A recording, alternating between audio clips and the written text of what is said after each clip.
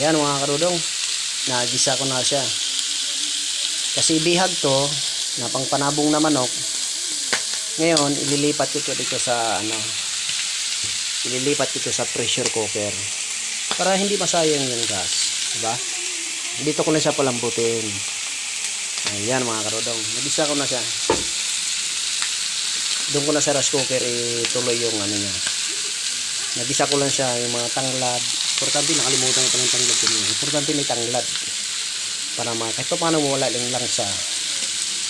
Ayan. Lipat ko na ito muna guys ha. Mga karudong, lipat ko muna. Saka may pala, mga karudong yung ipangalawang gata. Yun, idagdag ko sa sabaw.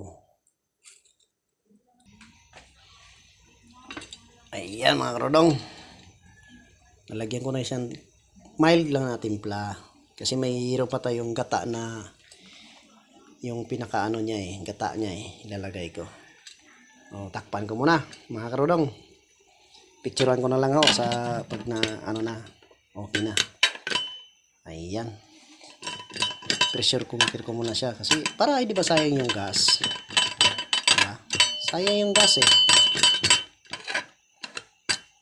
Ayan. Okay. Siguro mga 5 minutes to siguro.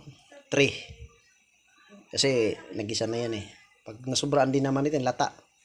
Wala na. Pangkain na ng walang ngipin yun. Sige, dito lang muna mga karudong.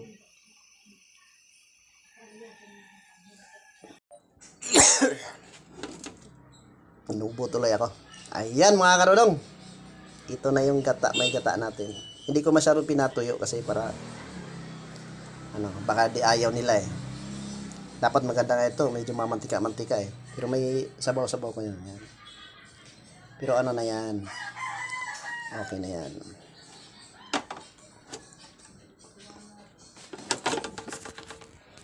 Dilim tatakpan ng ilaw Ayan mga karudong. Ready na to, pangkain.